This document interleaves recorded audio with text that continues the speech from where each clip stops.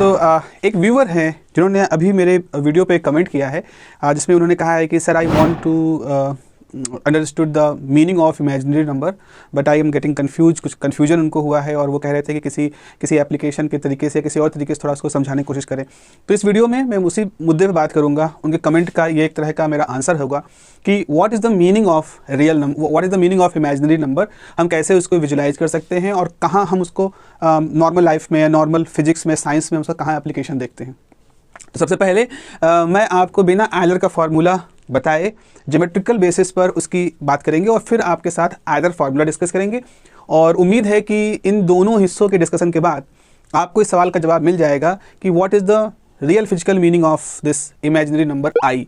तो जैसे कि हमारे लिए आई जो है, जब तक हम आई को जस्ट इस तरह से लिखते हैं तो आप इसको जस्ट मानिए कि एक सिंबल है, एक सिंबलिक है, चीज़ें हैं, सिंबल के फॉर्म में है। और जब आई √-1 के जैसा था तब तक सच में इसका कोई ज़्यादा मतलब नहीं था। कार्डोना की जो थ्योरी थी उसमें भी उन्होंने अपनी बुक में, जब उन्होंने बुक लिखी थी 1547 के करीब, तो उन्होंने इस तरह के जब तक यूज कर रहे थे उसको जस्ट एक सिंबल के फॉर्म में बनाया था, एक टूल के रूप में देखा था कि इक्वेशन को सॉल्व करने का टूल है, इसका बहुत मतलब नहीं है। लेकिन ये आयलर के समय तक आते आते इन चीज़ों का एक फिजिकल मतलब निकलना शुरू हो गया और फिर उसके बाद तो हर तरफ इसका यूज होने लगा, चाहे वेव थ्योरी हो, चाहे आगे जाके क्वांटम मैकेनिक्स में स्टेट फंक्शन डिफाइन करने में, हर तरफ इसका हम यूज करना शुरू कर चुके हैं। Okay, so let us start with the original discussion, that is the discussion of real number. तो हम ये जानते हैं कि रियल नंबर एक नंबर लाइन पर रिप्रेजेंट होता है। आपने शुरुआती क्लासेस में देखा है कि अगर 0, 1, 2, 3, 4, 5 और इधर -1, -2 इस तरह से एक नंबर लाइन है। अगर हमें एडिशन करना है, मान लो मैं 2 में 3 जोड़ना है, तो इसका मतलब 2 से करोगे, उसके बाद 3 जंप जाओगे एंड यू विल गेट 5, तो आपको 5 मिलेगा। आपको 5 में से 4 माइनस करना है तो आप 5 पे जाओगे, 1, 2, 3, 4, यू विल गेट 1। तो यहाँ पर इस 1 डायमेंशनल नंबर लाइन पर हम सम कर रहे हैं तो फॉरवर्ड में मूव कर रहे हैं, माइनस कर रहे हैं तो रिवर्स में मूव कर रहे हैं, और इस तरह से नंबर लाइन पे हम मूव कर सकते हैं। जब हम इन्हें रियल नंबर, मान लो रियल नंबर की तरह से कह रहे हैं, अगर हम एक और एक्सिस को इसके परपेंडिकुलर जोड़ दें, जैसा कि कार्टेशियन ने जोड़ा था, तो आपके पास 2 एक्सिस बन जाएंगी, जिसमें अगर आप इसे एक्स एक्सिस कहें और इसको वाई एक्सिस कहें तो वाई एक्सिस पर भी आप 1, 2, 3 इस तरह से नंबर्स को रिप्रेजेंट कर सकते हैं। तो एक नंबर लाइन 1 डायमेंशनली हॉरिजॉन्टल हो सकती है और एक नंबर लाइन 1 डायमेंशनली वर्टिकल हो सकती है। इस तरह से आपकी नंबर लाइन बन रही है। थोड़ी देर के लिए हम 1 डायमेंशनल नंबर लाइन पर ही बात करते हैं। और देखें जरा, यहाँ पर एक चीज़ देखें कि अगर आपके पास इस तरह से है और आप 0 को एक बेंच मार्क ले रहे हो, तो आपके पास 1 है, 2 है, 3 है, 4 है, देन यू हैव -1, -2, -3। एक चीज़ देखें, अगर आपको 1 से -1 में आना है तो एंटी क्लॉकवाइज डायरेक्शन में you have to move this. Suppose अगर ये एक कोई वेक्टर है, इस तरह से +1 है और आपको -1 करना है, तो आपको सीधा पाई डिग्री का रोटेशन करना पड़ेगा। पाई डिग्री के रोटेशन करोगे then you will get this -1। अच्छा, अब मैं कह रहा हूँ कि अगर ये जो मेरा वेक्टर है, जब मैं इसको रोटेट कर रहा हूँ तो बीच में मुझे क्या मिलेगा। फॉर एग्जांपल अगर मैं कहूँ ये है मेरा +1 और जब ये रोटेट कर रहा है तो क्या ये वेक्टर कहीं रुक सकता है? जवाब है नहीं, ये नहीं रुक सकता।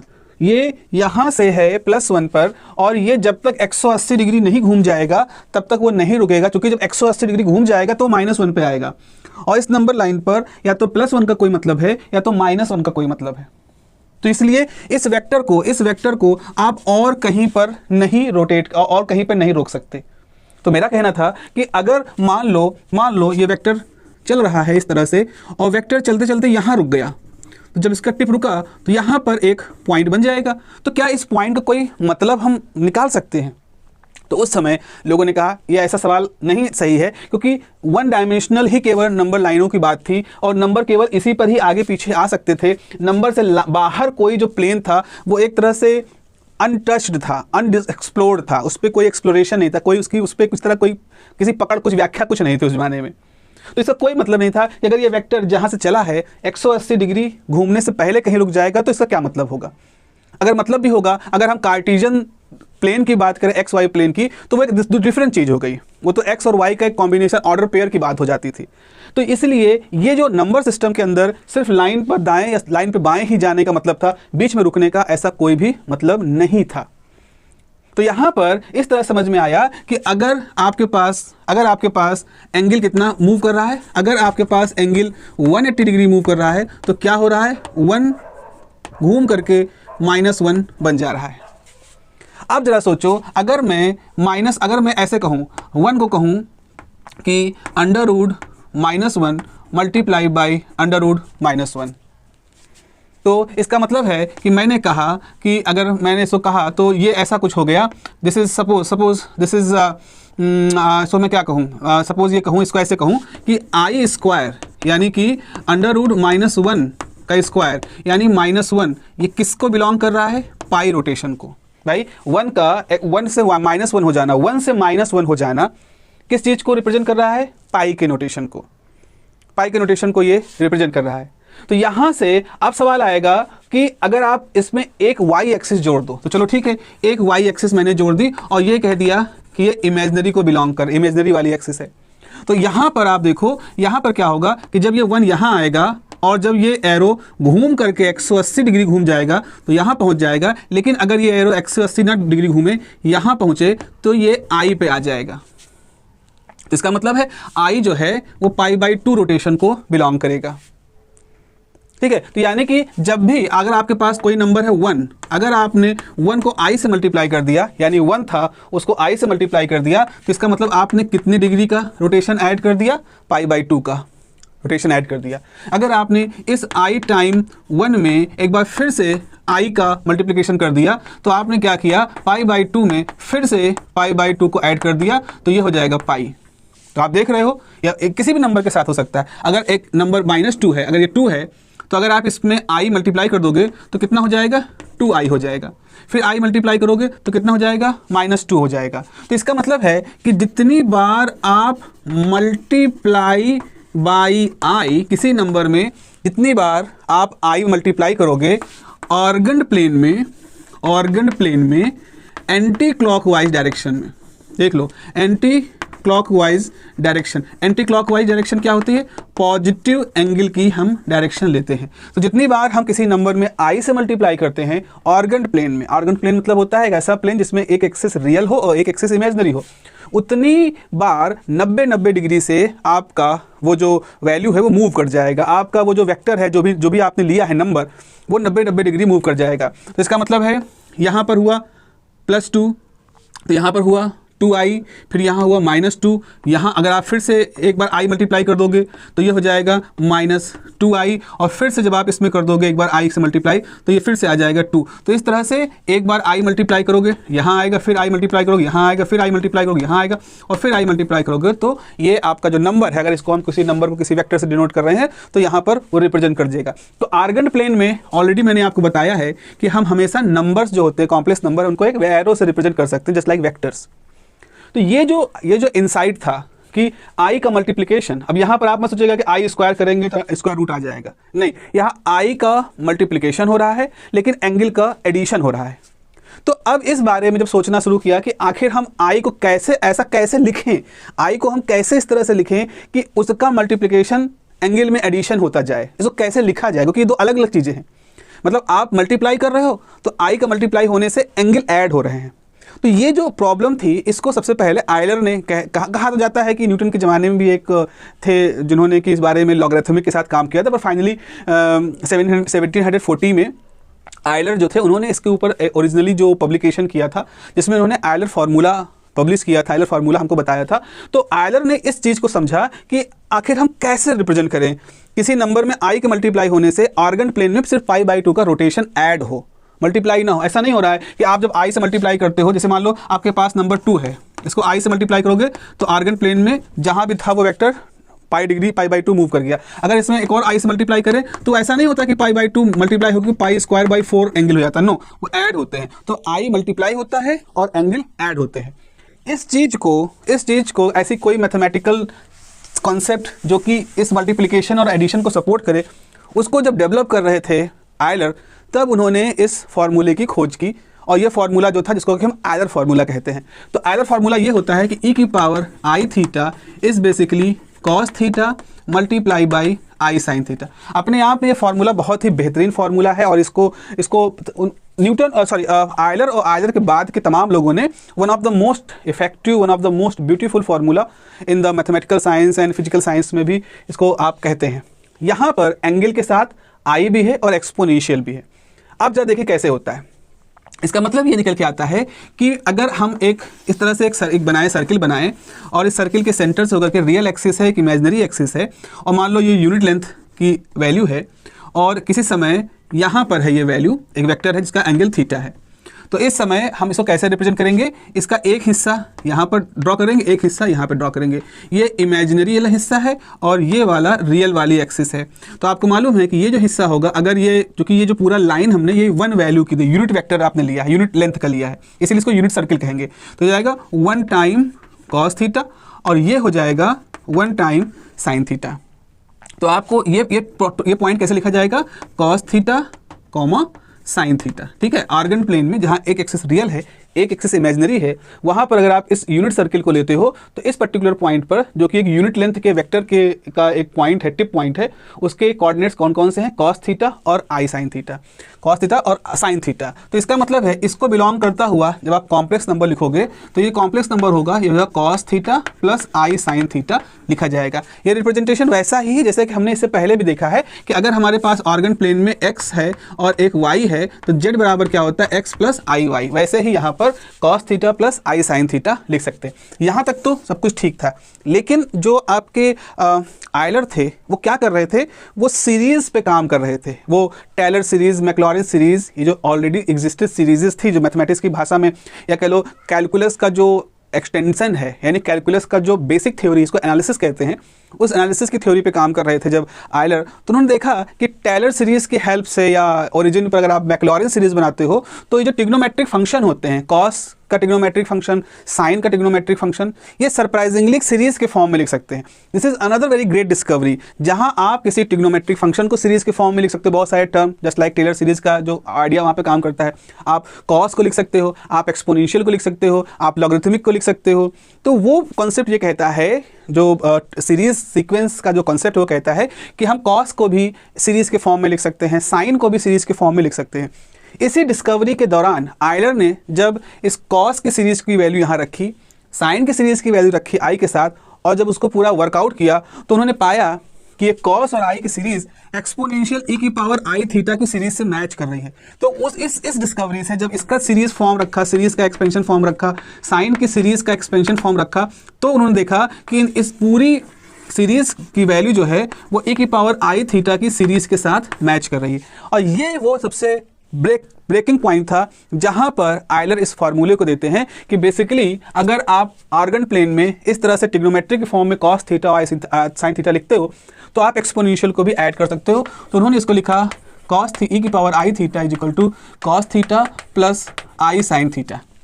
This was the discovery. I am just telling you the narrative story बता रहा हूँ मैं, उसकी डिटेल में नहीं जा रहा हूँ। तो this was the discovery of this formula. हालांकि आयलर इस तरह से नहीं लिखते थे, आयलर खुद फार्मूले को इस तरह से नहीं लिखते थे। आयलर जो लिखते थे वो इस फार्मूले को लिखते थे कि suppose theta is equal to pi, जो आयलर का वर्जन था। तो जब ऐसा लिखोगे तो जाएगा ई की power i pi is equal to cos pi plus sine pi. Pi रख दिया तो क्या होगा आपके पास, देखो हो जाएगा e की power i pi cos pi is equal to -1 sine pi is equal to 0। तो ये फार्मूला ऐसा हो जाएगा। और अगर आप इसको एक तरफ ले आओगे तो e की power i pi plus 1 is equal to 0। This was the favourite form of Euler formula according to the Euler.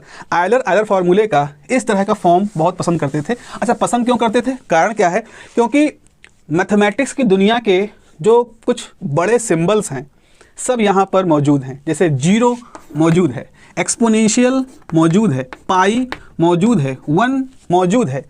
तो मैथमेटिक्स की दुनिया के ये जो बड़े बड़े सिंबल्स हैं, चाहे एक्सपोनेंशियल का सिंबल हो, चाहे पाई का सिंबल हो, चाहे 0 का सिंबल हो, चाहे 1 का सिंबल हो, ये सारे सिंबल एक साथ इसके अंदर इंक्लूड है।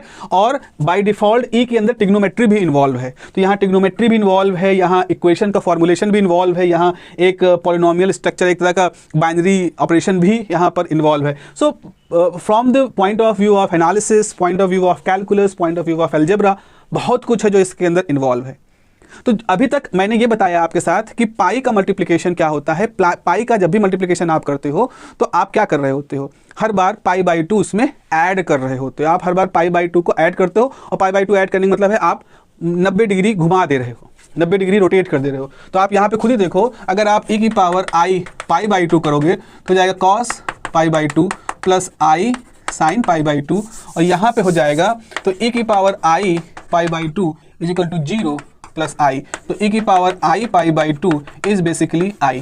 यानी कि जो हम कह रहे हैं कि अगर आप कहीं i से मल्टीप्लाई कर रहे हो तो इसका मतलब है आप वहाँ e की पावर i पाई बाई 2 से मल्टीप्लाई कर रहे हो। इसका मतलब ये है, अगर 2 है, 2 को मल्टीप्लाई किया i से, इसका मतलब आपने लिखा 2 e की पावर i पाई बाई 2। फिर 2i को अगर फिर से हमने i से मल्टीप्लाई किया तो इसका मतलब 2i pi by 2 multiply by i pi by 2, और आपको मालूम है कि जब मल्टीप्लाई हो रहा पावर है तो जाएगा 2i pi by 2 plus pi by 2, यानी 2 e की पावर i पाई। तो आप देख रहे हो एंगल कितना हो गया, पाई। इसका मतलब है कि पहले अगर आपके पास ये एक आर्गन प्लेन में वेक्टर था 2, तो जैसे आपने एक बार मल्टीप्लाई किया तो ये शिफ्ट होकर यहाँ आ गया इस जगह पर।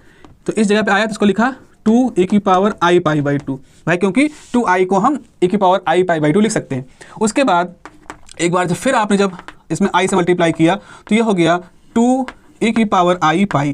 तो जैसे 2 e की पावर i पाई है तो एंगल भी आपका पाई हो गया। जब यहाँ 2 e की पावर i पाई बाई 2 था तो एंगल क्या था, पाई बाई 2। तो इस तरह से वो जो मिस्ट्री थी, वो जो प्रॉब्लम थी इससे पहले कि ये ऐसा क्यों हो रहा है कि i से तो हम मल्टीप्लाई कर रहे हैं पर एंगल में पाई बाई 2 प्लस पाई बाई 2 हो रहा है, तो इस मिस्ट्री को भी सॉल्व कर देते हैं जब हम इस तरह की वैल्यू देखते हैं। तो इसका मतलब है निकल के ये आया बच्चों, इसे समझ में ये आया कि अगर कोई वेक्टर किसी 2 डायमेंशनल प्लेन में रोटेट कर रहा है, अगर वो रोटेट कर रहा है, अब रोटेट करना ही ऑसिलेट करना है और हार्मोनिक मोशन के साथ भी जुड़ा हुआ है, तो कहीं पर भी कोई फिनोमेना ऐसा है जहाँ कोई रिपीटिशन हो रहा है, लाइक वेव थ्योरी में आप देखते हो, लाइक एसी सर्किट्स में आप देखते हो, तो जहाँ कहीं भी हार्मोनिसिटी है, जहाँ कहीं भी हार्मोनिक हो रहा है, यानी बार बार रोटेशन हो रहा है, चाहे वो कॉम्प्लेक्स में हो, कॉम्प्लेक्स में भी जो स्टेट होते हैं इवॉल्व करते हैं तो बेसिकली वो कॉम्प्लेक्स प्लेन में रोटेट कर रहे होते हैं।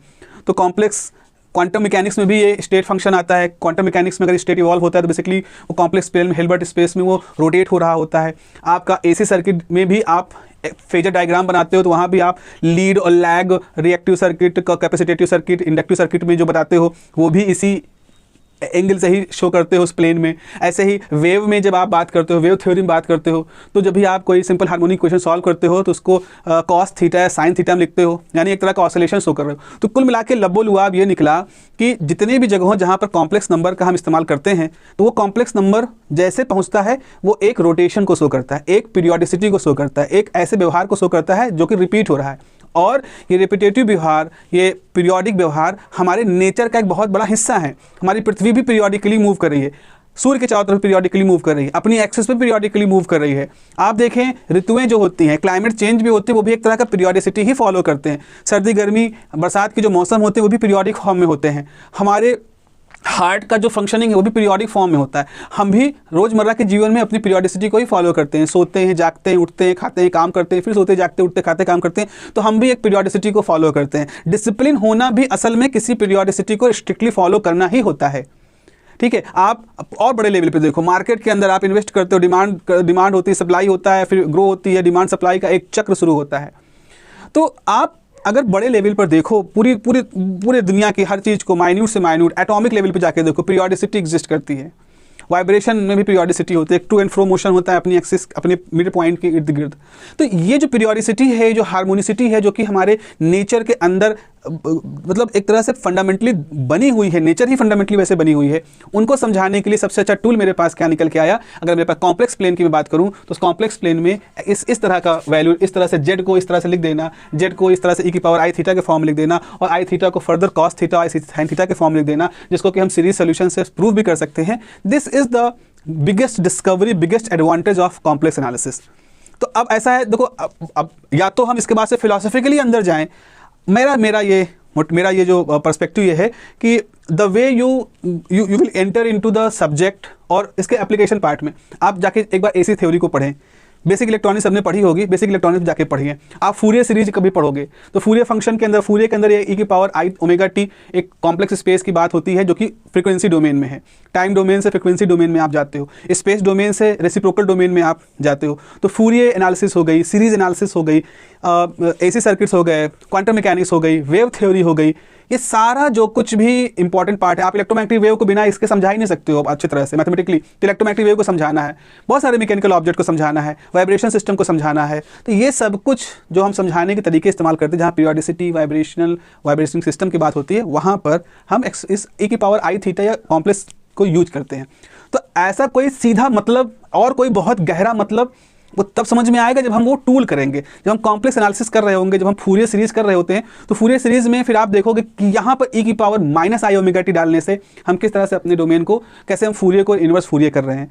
तो आप ना सोचो कि आई का ऐसे कोई जनरली बहुत गहरा मतलब हम सीधे समझ जाएंगे। हम मतलब समझेंगे जहाँ वो अपना काम कर रहा होगा, उस काम को देख करके हम वहाँ पर उसकी इंपॉर्टेंस समझेंगे। देखो यहाँ पर उसने स्पेस को ट्रांसफॉर्म कर दिया, यहाँ पर रोटेट कर दिया, यहाँ पर क्वांटम फंक्शन को इवॉल्व करते दिखाया, यहाँ पर वो यूनिटरी प्रॉपर्टी को शो कर रहा है, यहाँ से वो यूनिटरी ट्रांसफॉर्मेशन को बिलोंग कर रहा है। इस तरह के जहाँ जहाँ यूज होता है वहाँ उसके एप्लीकेशंस होते हैं। सो आई होप आपको सवालों के जवाब कुछ हद तक मिल गए होंगे। आई एम नॉट 100% श्योर कि मैं सारी खूबी को as it is complex analysis की आपको एकदम 100% बिल्कुल मैं आपके ब्रेन मैंने इंसर्ट कर दिया होगा, but hopefully you get some idea. और जितना आप खुद से उसको पढ़ोगे, सोचोगे, आप उसको और अच्छे समझते जाओगे। तो चले मिलते हैं अगली क्लास में। आगे की और टॉपिक को मैं डिस्कस कर रहा हूँ, मैं बना रहा हूँ, वो आपके साथ डिस्कस करता रहूँगा। Have a nice day, take care, bye bye.